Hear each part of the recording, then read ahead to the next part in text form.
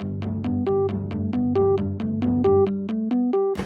pessoal, aqui é Marcelo Serrano e esse é mais um episódio do podcast Talviews. Antes de começar, eu deixo convite para você que nos acompanha aqui seguir as nossas outras plataformas. A gente tem criado vários conteúdos complementares para o Instagram e todo o conteúdo produzido aqui no Research pela área macro fica disponível no nosso canal do Talviews no Telegram.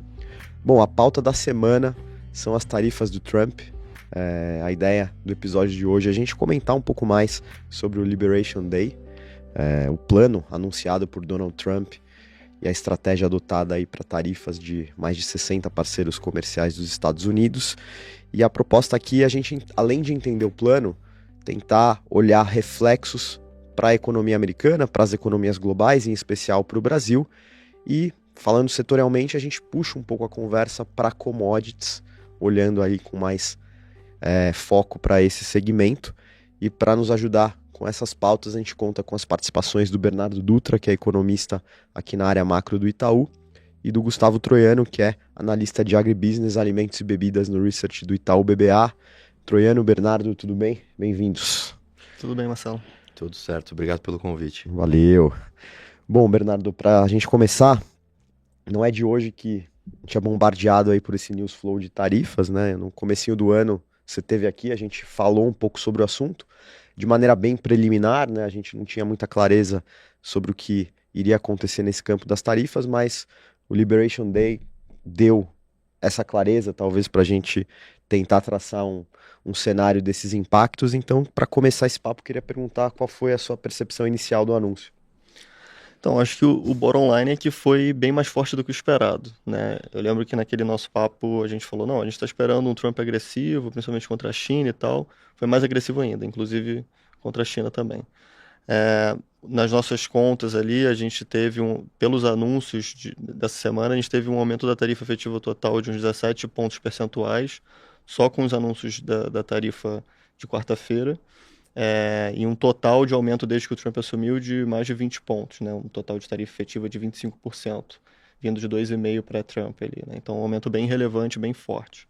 Pelo que a gente viu de pesquisas ali, antes do anúncio, ao longo das últimas semanas, tinha uma expectativa de aumento de 10 pontos, né? Dos especialistas, economistas, mercado, etc.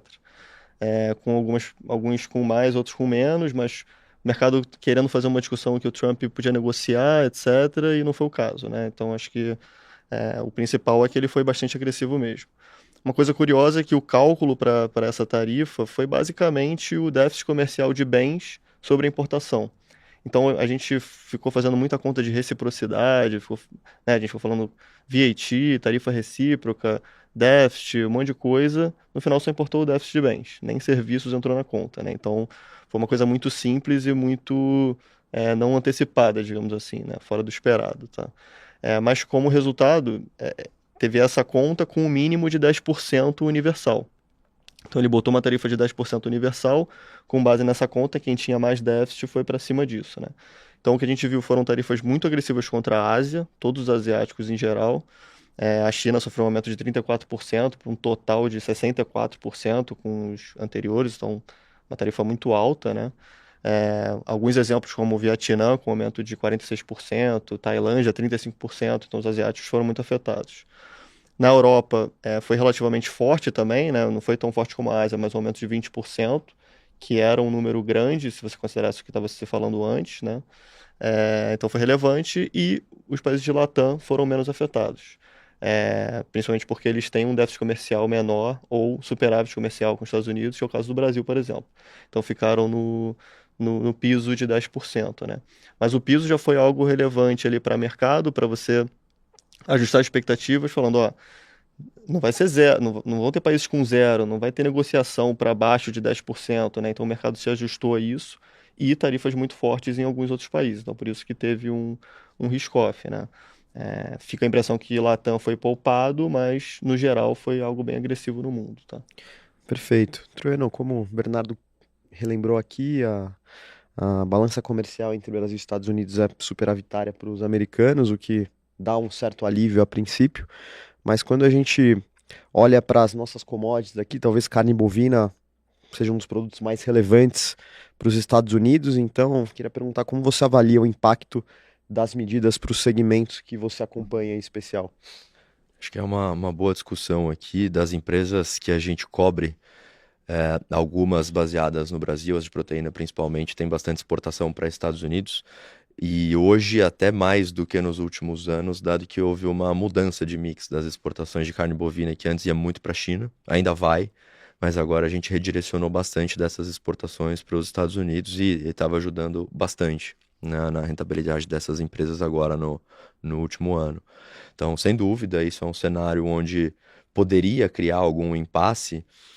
Agora, contanto que as tarifas sejam equilibradas entre o Brasil e os outros exportadores de carne bovina para os Estados Unidos, no limite a gente tem uma estabilidade nessa relatividade, né, das tarifas. Então, do jeito que foi anunciado, a Austrália também, né, entrando nas tarifas com um nível parecido de tarifas para carne bovina com o que a gente vê para o Brasil, no limite você vê um equilíbrio que deveria manter essa competição, né, essa competitividade que o Brasil tem na carne bovina para os Estados Unidos. A dúvida agora é se isso não pode criar um aumento de preços no mercado local lá nos Estados Unidos. E a gente também tem empresas que operam nos Estados Unidos, né? Então, como a gente tem visto, é, pode desbalancear um pouco, né, algumas relações de exportação para carne bovina, principalmente, e se tiver algum movimento retaliatório, como, né, o que a gente, né, viu hoje de China. Então, isso pode desbalancear algumas commodities, mas carne bovina eu destacaria como o principal. E aí, eventualmente, umas discussões de soja, né, que também poderiam entrar nessa discussão se tiver movimento retaliatório, o que a gente já viu hoje, talvez indo para frente outros movimentos também. Perfeito. E como é que fica o balanço de impactos positivos e negativos, aparentemente mais fortes para a economia americana, Bernardo, se a gente colocar na conta esses movimentos de retaliação, como visto anúncio da China hoje, também aumento de custos, processo inflacionário, como que a economia americana vai responder a isso?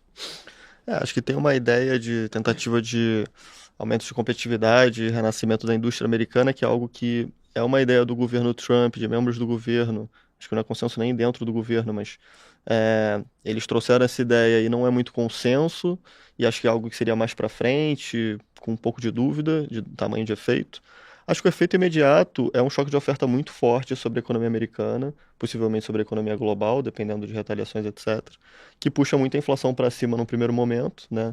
A gente pode falar de números mais à frente, mas a gente está falando de um choque calculado, estimado em torno de 200 bips para cima, 2 pontos percentuais para cima na inflação, que você acaba de forma imediata e numa magnitude bem parecida, puxando a economia para baixo via perda de poder de compra do consumidor.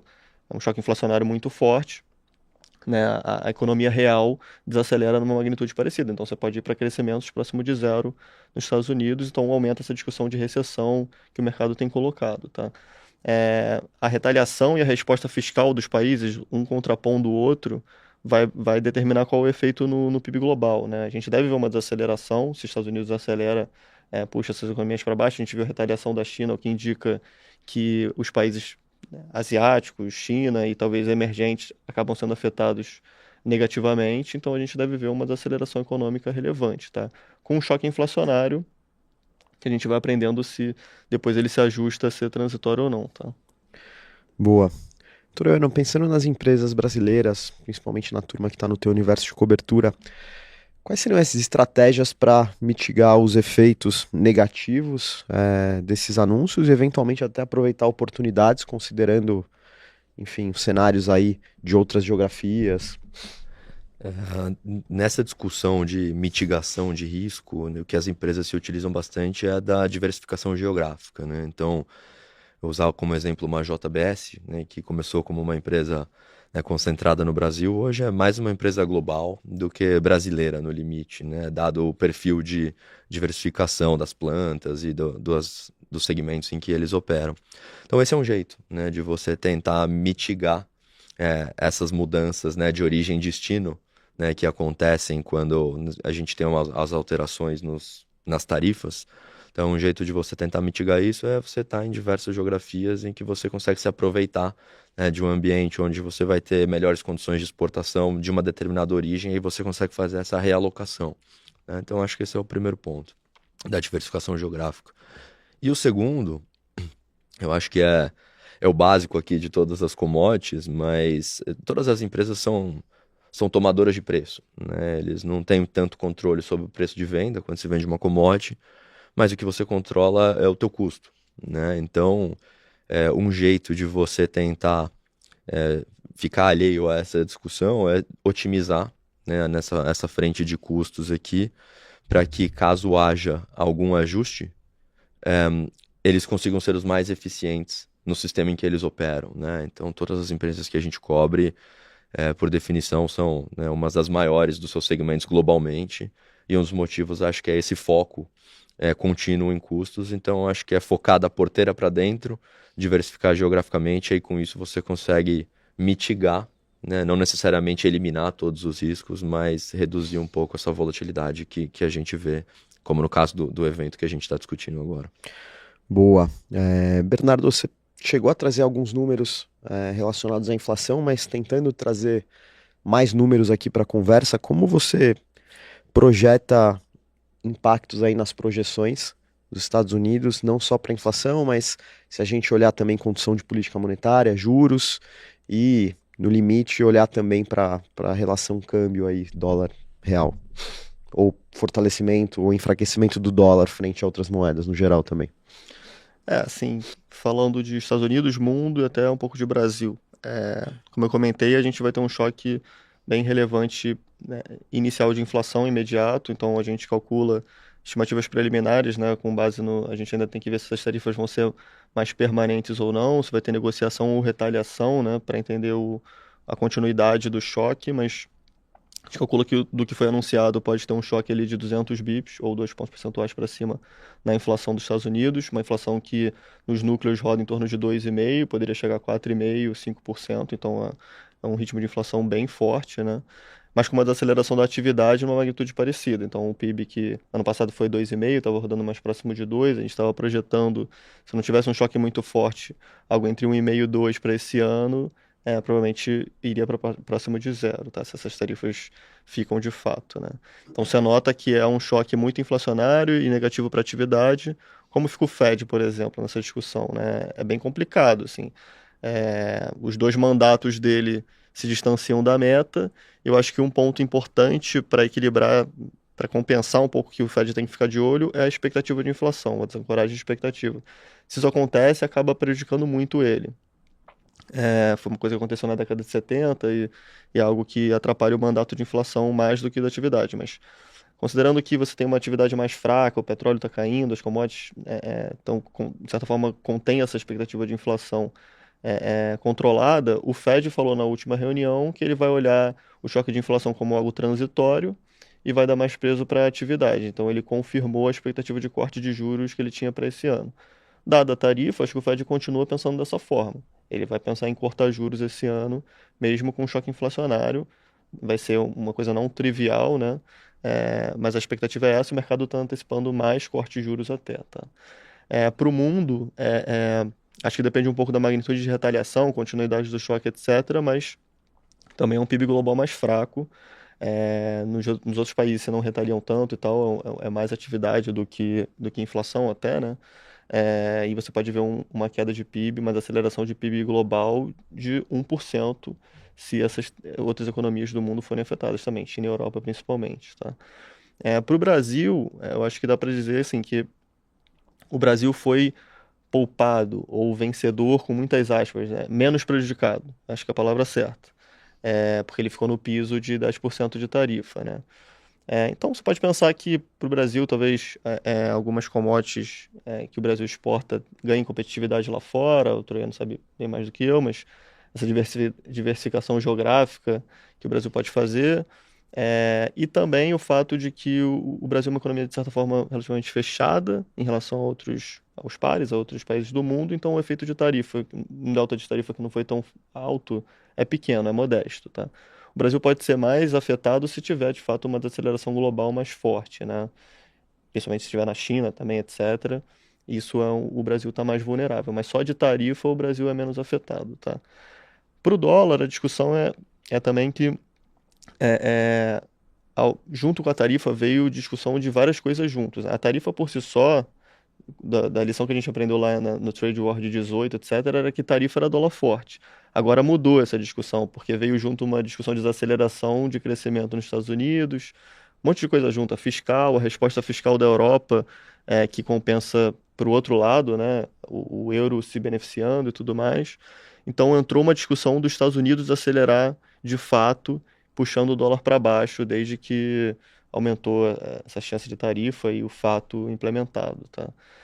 Então, acho que, de certa forma, compensa um pouco o prejuízo ao real, né? Mas a gente já viu hoje que quando você tem uma retaliação de uma China, por exemplo, e a discussão vai mais para global, o real sofre. Então, acho que não está tão fácil de pensar. Acho que você pode ter um dólar global mais fraco um pouco por essa desaceleração dos Estados Unidos e corte de juros do Fed, mas um ambiente de risk-off, de desaceleração no resto do mundo, prejudica os emergentes, tá? Então tem esses dois balanços. Eu resumo a percepção de mercado com base, sei lá, na soma da visão macro, até da tesouraria ali, vocês ficam próximos, é que a gente pode sair de um cenário de um fluxo que sai dos Estados Unidos para emergentes e Brasil para um risk-off de equities geral por conta de uma desaceleração global, e aí o Brasil, de possível vencedor, também seria penalizado a depender da escala desses problemas de essas retaliações de tarifas. É mesmo meio que Exatamente. isso. Exatamente. Se você vai para um ambiente de mais retaliações e mais agressividade, acho que aumenta essa chance, sim. Boa. Troiano, para a gente fechar com uma recomendação aqui, um resumo pro ouvinte investidor aqui, dentro da tua cobertura, quem que seria a principal top pick, seja por um benefício desse cenário ou por uma dinâmica micro própria da companhia mesmo? Olha, Marcelo, a gente tem, né, falado bastante da JBS, né, nos últimos meses. E aí, curiosamente, hoje é uma empresa que está sendo bastante resiliente, né, no relativo com o resto das ações que a gente cobre. O que a gente gosta, né, dessa tese é que eles têm a diversificação geográfica, né, que a gente discutiu anteriormente. Eles são eficientes em custo, né, não à toa a empresa é do tamanho que é hoje. E aí, junto com tudo isso, ainda tem uma discussão micro, né, de um processo de listagem nos Estados Unidos, que eles, né, estão no meio de um processo de tentativa de listagem, que poderia trazer um novo patamar de múltiplo para a companhia, uma nova percepção de diversos fatores aqui, dado que a empresa está saindo do Brasil, basicamente, para virar uma empresa global, né, e aí isso seria um passo nessa direção. Então, com essa história micro, combinado com a diversificação geográfica, essa base resiliente, eu acho que a JBS acaba se destacando na nossa cobertura como uma das vencedoras aqui num cenário bastante desafiador e volátil, dado que a plataforma mitiga a volatilidade, né? Então, acho que é uma tese bastante interessante. E aí, no mais, acho que é super importante destacar também o perfil de consumo, né, dos produtos que eles vendem. É um consumo básico, né? Eles têm alguma, né, capacidade aqui de estabilização de demanda no limite, né? O pessoal vai continuar comendo, né? Então acho que isso ajuda, não é um consumo discricionário em que pode ter algum impacto no ambiente de desaceleração, então isso acaba destacando um pouco a categoria de empresas, né, de consumo não discricionário, e a JBS até daria para enquadrar nesse cenário. E outra empresa aqui, se você me permite, né, fazer um destaque também, é a própria SLC, que é uma fazenda, né? No limite, a gente exportador, basicamente, de soja e algodão para outros países, né? Em meio a essas retaliações aqui, talvez sobre espaço para o Brasil no trade global ganhar algum share, como a gente viu lá em 2018, né? O Brasil ganhando espaço nas exportações de soja para uma China, né? Dado que Estados Unidos é um exportador relevante para a China, se tiver, né, essas retaliações, talvez abra algum caminho para o Brasil pegar esse espaço de certa forma, talvez não na mesma magnitude com o que a gente viu em 2018, acho que o cenário é diferente, o Brasil já dominou grande parte desse espaço, mas ainda assim teria algum upside aqui para ser capturado no caso da SLC. E aí o segundo ponto da companhia é a própria base de ativos que eles têm, muitas fazendas, um ativo real, em meio a um cenário desafiador e incerto global.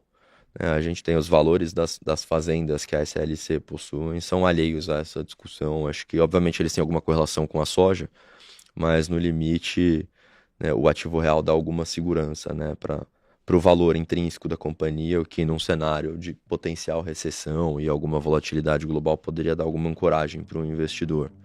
Então a gente escolheria essas duas aqui que, né, se destacariam tanto no setor de alimentos e bebidas, que é o caso da JBS, e no ambiente agro, que é o caso da SLC. Bom, acho que a gente conseguiu trazer os principais resumos do Liberation Day, explicar as tarifas e também trazer uma recomendação de investimentos, concluindo um pouco a discussão desse cenário. Eu queria, antes de concluir o episódio, agradecer as participações do Troiano e do Bernardo aqui com a gente. Valeu.